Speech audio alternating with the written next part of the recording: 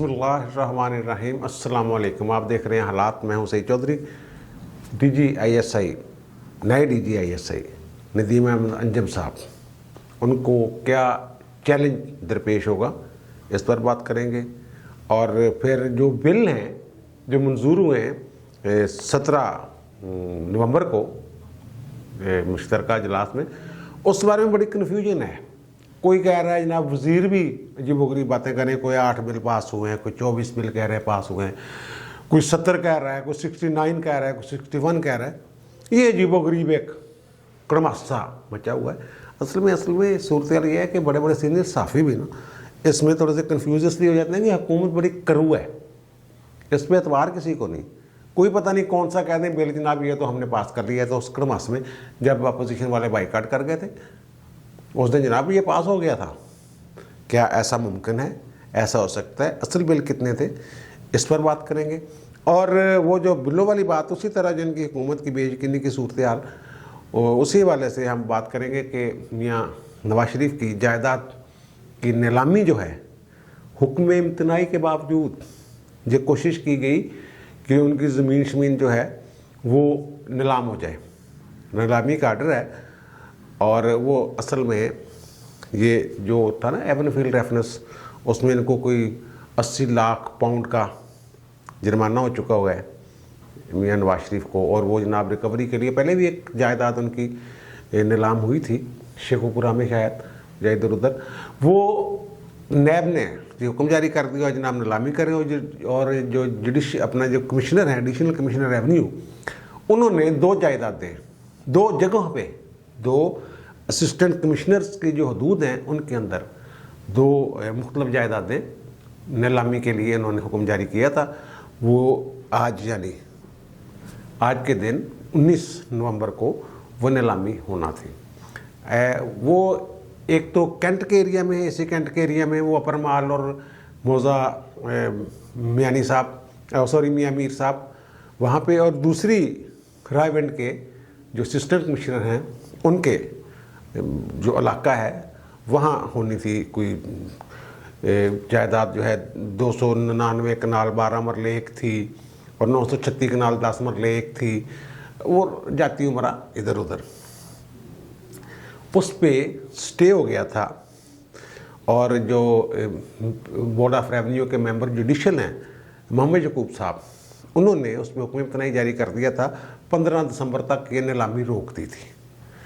और दरख्वास्त है नवाज शरीफ के भतीजे की, अजीज़ अब्बास की। वो कहते हैं जनाब साढ़े तो जायदाद दा रौला है, आपस च बन रही है, तुसी करी जायदाद नूं बेची जा रहे हो। तो वो बहरहाल 15 दिसंबर तक नोटिस जारी करके हुक्म इम्तनाई जारी कर दिया था। और ख्याल यही था कि नहीं होगा, लेकिन वो तस्वीरें आपको दिखा रहे हैं कि आज ना पूरा इंतज़ाम उन्होंने किया। वो तंबू शंबू नीलामी वाला कि नीलामी होगी, ये होगा वो होगा। तो असिस्टेंट कमिश्नर कैंट, वो भी तस्वीर दिखाते हैं आपको, उनके दफ्तर में एक नीलामी होनी थी। और दूसरी असिस्टेंट कमिश्नर रायविंड, वहाँ ये नीलामी जो है वो होने जा रही थी।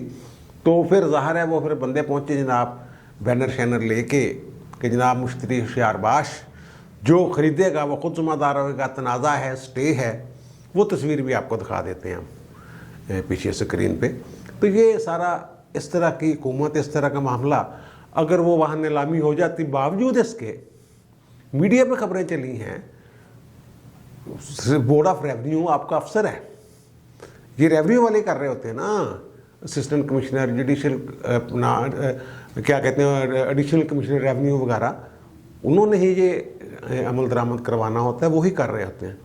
और उनको पता है कि हमारे जो मेंबर जुडिशल हैं बोर्ड ऑफ रेवेन्यू के, उन्होंने, जिसे रेवेन्यू जज भी कह सकते हैं आप, या कहते हैं कुछ लोग, तो उन्होंने जब कर दिया स्टे तो भाई रुक जाओ।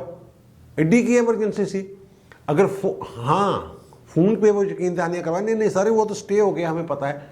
और फिर तंबू का नहीं लाया सी, तंबू कनाते लगा के वो माहौल बनाया हुआ था पूरा कि नीलामी के लिए चबूतरा बन गया हुआ था, सारा कुछ था वो। इस वजह से ये सारी गड़बड़ होती है। लोगों को यकीन नहीं है इस हुकूमत पे, कुछ भी कर सकती है ये, न कानून और आइन, कोई परवाह नहीं इनको। अब जो दूसरा मसला है ना वो यही, इसी वजह से लोगों को कन्फ्यूजन है कि यार ये फरारिये से हैं, कोई ऐसा ना हो कि वो बिल पास ही ना हुआ हो मुश्तरका इजलास से, और कल को ये कहते हैं जनाब पास हो गया, पास हो गया, पास हो गया, ये ले। ऐसा नहीं होता। पहली बात तो ये है कि सिर्फ वो बिल जाने होते हैं मुश्तरका इजलास में जो कौमी असम्बली से मंजूर हो जाएं लेकिन सैनेट से मुस्तरद हो जाएं, फिर उसके लिए मुश्तरका इजलास बुलाया जाता है। तो अब मैं आपको ना उसके जो उस दिन कार्रवाई हुई है 17 नवंबर को, वो मैं आपको दिखा देता हूँ वो हुआ क्या है। वो ऐसा नहीं हो सकता कि जनाब वो जो नैब वाला बिल है वो तो जनाब पेश ना हुआ हो, क्योंकि वो भी कौमी असम्बली से मुस्तरद ही नहीं हुआ, मुश्तरका इजलास में भी जाना ही नहीं था उसने, तो वो कहते हैं जनाब वो भी पास हो गया। ऐसे नहीं होता। असल में नवाज शरीफ ने भाई ट्वीट किया कि 33 बिल मंजूर करवा लिए। फवाद चौधरी साहब कोई और फिगर दे रहे हैं और वो 8 का फिगर दे रहे थे जो ज़हीरुद्दीन बाबर हैं, बाबर रहमान साहब, और मुख्तलिफ लोगों ने मुख्तलिफ फिगर दिए हुए हैं। असल में होता ये है, ये हर कानून के हवाले से एक बिल पेश किया जाता है जो तरामीम होती हैं, लेकिन उन तरामीम को शिकवार पढ़ा जाता है। हर कानून की में जितनी तरामीम हो रही होती हैं उनको शिकवार पढ़ा जाता है। बिल एक होता है लेकिन उसकी जो शिक्कें होती हैं, आर्टिकल्स होते हैं जिसमें तरमीम करना मकसूद होता है, वो अलग अलग पढ़ा जाता है। ये देखें, ये parliament of Pakistan orders of the day, ये पहला सफ़ा मैं दिखा रहा हूँ आपको, ठीक है ना। इसके बाद आखिरी सफ़ा दिखाऊंगा। इसमें जो पहला आइटम है उस दिन का वो है तलावतें, कुरान मजीद, उसके बाद नात शरीफ, उसके बाद कौमी तराना, ये एक आइटम। फिर उसके बाद आइटम 2, 3, 4 सारा उसमें सारा मामला आता है। वो स्पीकर की मर्ज़ी होती है, बीच में किसी को तकरीर की इजाज़त देता है या नहीं देता, क्या करता है, वो थोड़ी बहुत कर लेता है उसमें। जैसे कि उन्होंने तकरीरें की, बिलावल ने, हमज़ा शहबाज, सॉरी वो शहबाज शरीफ ने और दीगरान ने। तो वो जो दूसरी आइटम है या उसमें जो तरामीम है वो ज़हीरुद्दीन बाबर साहब पेश कर रहे हैं। ये है वो जो आपका EVM वाला इलेक्शन वाला है।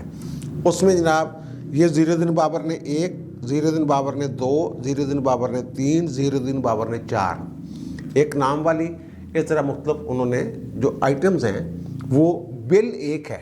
ये मैं बता रहा हूँ, बिल एक है लेकिन उसमें उस एक बिल में, एक कानून में 4 तरामीम, एक नाम की है, एक कब नाफज होगा, एक EVM मशीनों वाला, एक बाहर से जो बाहर वाले जो पाकिस्तानी हैं, ओवरसीज़ पाकिस्तानी, उनको एक जो हक दिया है वो है। इसके बाद जो आपके फ़रोग नसीम साहब बिल पेश कर रहे हैं, उन्होंने एक कानून के एक बिल की 2 शिक्कें जो हैं वो बारी बारी, क्योंकि हर शिक की अलग अलग वो मंजूरी दी जाती है।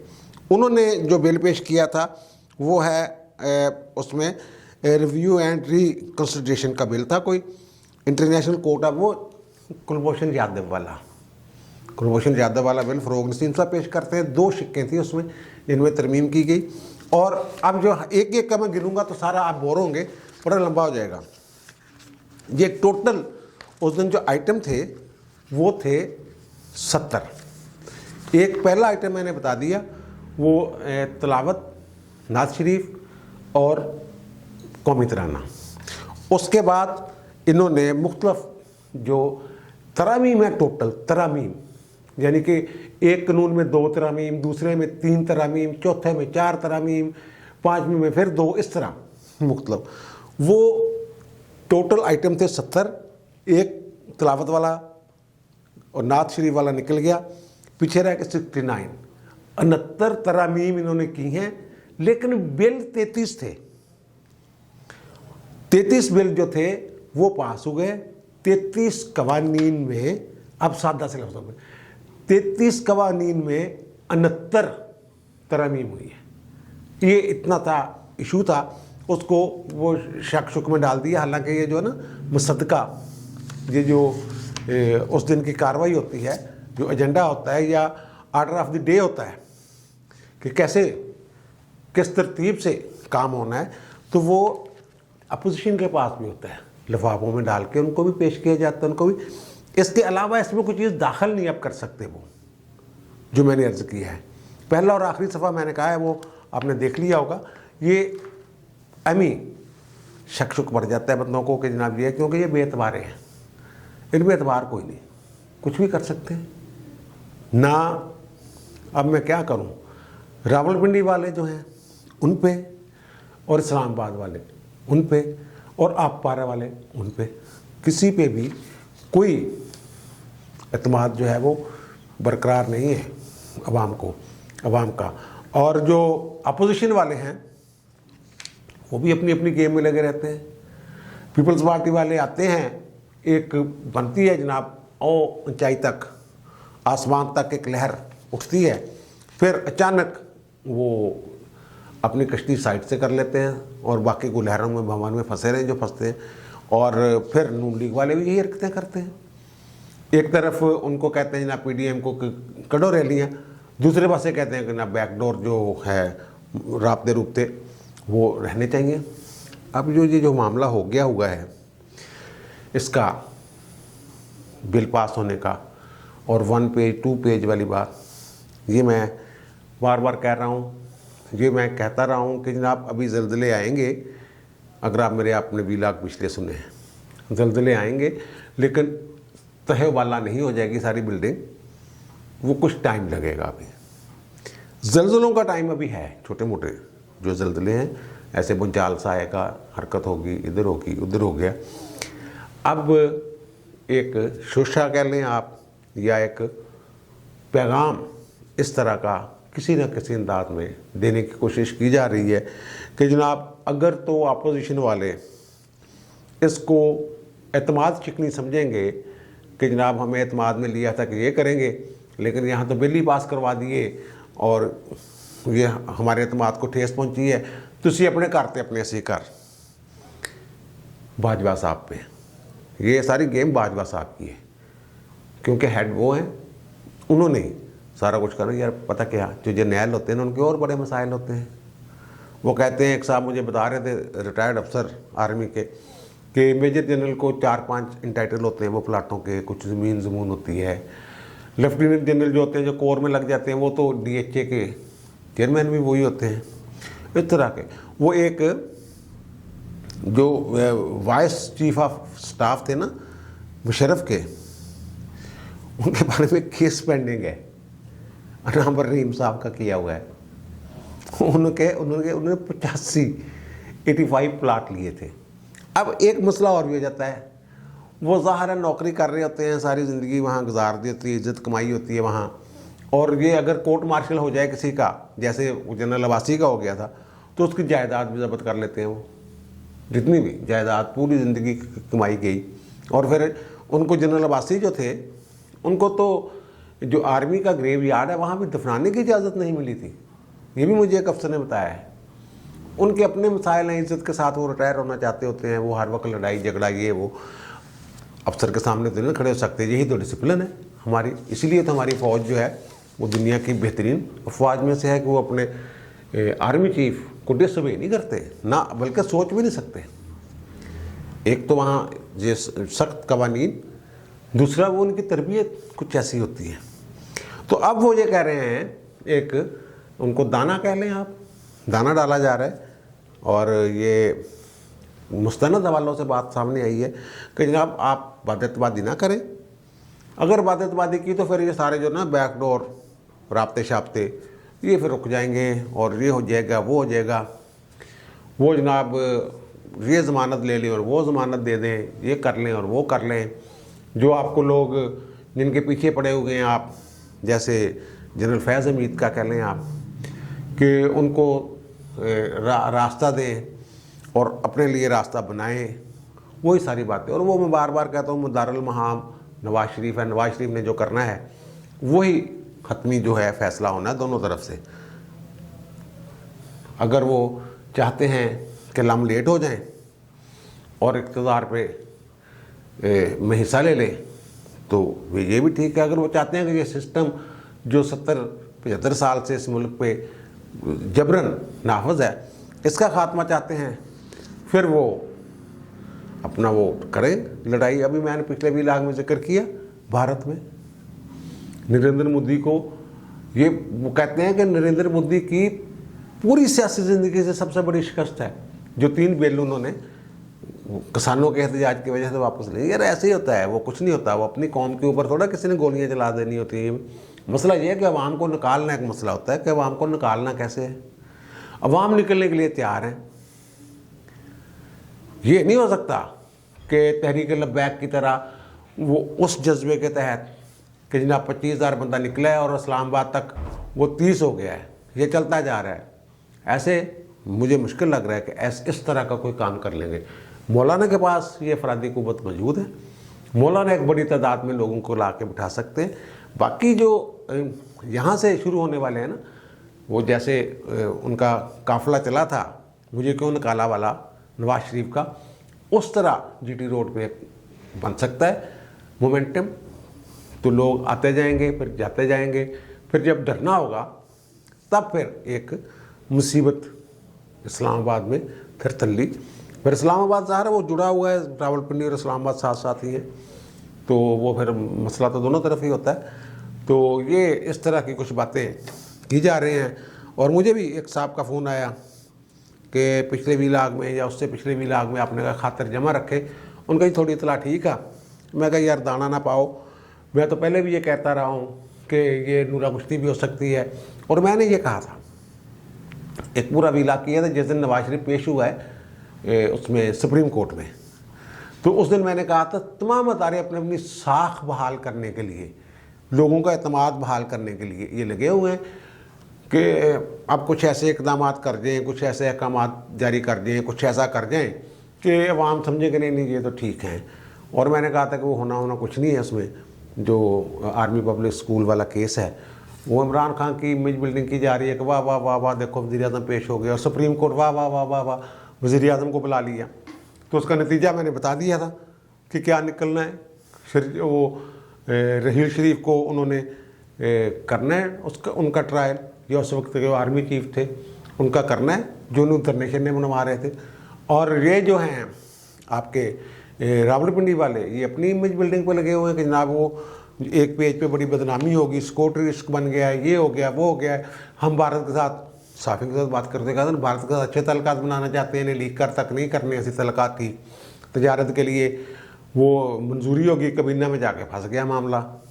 इमरान ने कह दे नहीं, उन्होंने साफ़ियों को बुला के आर्मी चीफ ने कहा कि जनाब आप हम ये चाहते हैं, लेकिन वो उसने काम ख़राब कर दिया इमरान ने।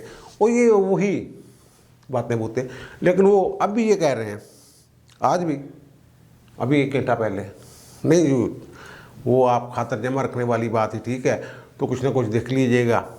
तो वो ऑप्शनें ढूंढ रहे हैं, ऑप्शन सेकंड कोई नहीं, सेकंड ऑप्शन वो वजह नवाज शरीफ हैं। और नवाज शरीफ साहब और मौलाना साहब किसी ऊँट को किसी करवट बैठने नहीं देते। मामला तो वैसे चल जाएंगे, ठीक हो जाएगा। वो लोग हैं जिनको वो समझते हैं कि इन सारे मामलात का ज़िम्मेदार वो। मैंने कहा भाई तमाम मामलात का ज़िम्मेदार जनरल फैज़ अकेला थोड़ा है, वो तो जो आर्मी चीफ है उसको भी करना होता है, उन्होंने उसकी पॉलिसियाँ चलनी होती हैं। अब जनरल नदीम अंजम साहब ज़ाहिर है कल वो बाकायदा दफ्तर जाएंगे, आज भी गए हैं, कल तो वो बाकायदा जो हैं वो चार्ज संभालेंगे जाके। और वो फैज़ साहब पिंड एक वहाँ बैठेंगे पेशावर में, कोर कमान करेंगे। कोर कमांडर भी बड़ा बड़ा अहदा होता भाई जी। अब उनके लिए क्या इम्तिहान है नदीम अंजम साहब के लिए, वो ये है कि यहाँ भी एक साख का मसला है। जो साख की मैं बात कर रहा हूँ, और जो मैंने सुप्रीम कोर्ट वाले केस वाले दिन जो भी लाक किया था उसमें भी साख का जो मैंने जिक्र किया था। साख क्या है? ISI के चीफ के लिए अपनी साख की बहाली के लिए इतना तासर जो है ये देना काफ़ी है कि वो इमरान खान के आलाकार नहीं, यही है ना कि वो किसी के आलाकार नहीं है, वो एक जो ISI के हेड हैं वो सबके हैं, और किसी के ख़िलाफ़, किसी सियासी कुव्वत के ख़िलाफ़ वो इस्तेमाल नहीं होंगे। और ना ही अपनी पावर्स को उस तरह इस्तेमाल करेंगे। ये तासर जो है ये वाला कि जनाब वो शुरू हुआ है 2013 के इलेक्शन से पहले, जब इमरान खान को खड़ा किया गया, मीनार पाकिस्तान पे करवाया गया उनका जलसा, और फिर मखदूम शाह महमूद कुरैशी शामिल हुए, फिर जवेद हाशमी शामिल हुए, और लग रहा था जनाब ले गया ले गया ले गया, इस तरह की बातें सारी जो, ठीक है ना। लेकिन फिर वो नहीं, पहली अटैम्प्ट जो है वो कामयाब नहीं हो सकी, तो वो एक आर्मी की, एक ISI, फिर दूसरा पाशा वज़ीरुल इस्लाम, फिर ये वाले साहब जो अभी गए हैं जिनका नाम ले के मरियम और नवाज शरीफ, मरियम ज़्यादा 3-4 और दरख्वास्त भी उनके खिलाफ है, ये वाला वो खुद तो नहीं कर रहे थे ना। लेकिन ये हुआ है, ये कहा जा सकता है कि उन्हें जो टास्क दिया गया था उसके लिए उन्होंने बहुत ही खुल्लम खुल्ला काम डाले, और ज़ाहिर है वो असूली तौर पे तो आइन और कानून के जो दायरा है उससे निकल के जो भी काम किया जाएगा, लेकिन उन्होंने काफ़ी खुल्लम खुल्ला सामने वो आते रहे। बार बार उनका मुख्तलिफ हवालों से नाम आता रहा, कभी महकमा ज़राअत बन गया, कभी कोई महकमा हो गया, कभी कोई महकमा हो गया, लेकिन ये तय। अब वो जो तासर है ISI का, उसको ख़त्म करना सबसे बड़ी, मैं कह रहा हूँ कि उनका इम्तिहान होगा जनरल नदीम अंजुम साहब का, कि वो इसको किस हद तक। वैसे ये बात ठीक है, जो आर्मी चीफ कहता है करना इन्होंने वही होता है, लेकिन करने का अंदाज़ होता है। एक ये है कि आप कोड़े मार के काम सीधा कर लो, वो एक अद्धा प्यार से कर लो, वो पंजाबी के है ना मुहावरा कि जरा गुड़ देते थे मर सकता उन्होंने जहर ज़रूर दोना, इस तरह की सूरत हाल है। आप देखें वो जो फिलर छोड़े जा रहे हैं, और मुझे कहा जा रहा है कि जनाब खातिर जमा रखने वाली जो बात आपने की थी कि जनाब वो अपनी ऑप्शनें ढूंढ रहे हैं, कोई कहीं से आ जाए, कोई पक्का काम हो जाए, दोनों का एतमाद आपस में हो जाए, अपोजिशन वालों का, नवाज शरीफ का और उनका, रावलपिंडी वालों का, तो देख लीजिएगा आप मामला सीधा हो जाएगा, पधरा हो जाएगा। बहरहाल जो पिछले दिनों हुआ है, जो पेशगोइयाँ हुई हैं, और जो हम भी वो कहते रहे, उनमें से बहुत सारे तजज़िये इधर उधर हो गए। ये ठीक है, एहतियातन ये हम जो कहते रहे हैं कि ये भी हो सकता है, ये भी हो सकता है, ये भी हो सकता है, हो सकते विच हर बंदा अपनी मर्जी का मतलब करता, ठीक है ना, जिला दिल नूं लगता वो मतलब निकालने की कोशिश करता है। तो वो तो वही निकल रहा था कि जनाब ये पेज फट गया है और ये हो गया और वो हो गया है। वो कहते हैं जी पेज फटा हुआ है, वो आप ठीक कह रहे हैं, लेकिन वो सेकंड ऑप्शन को ढूंढेंगे, तो जब वो उधर से मानेंगे, मामला सेट सुट होंगे, तो फिर जो है वो बात आगे बढ़ेगी। अब मुझे दीजिए इजाज़त, इंशाल्लाह दोबारा मुलाकात होगी नए व्लॉग के साथ। अल्लाह हाफ़िज़।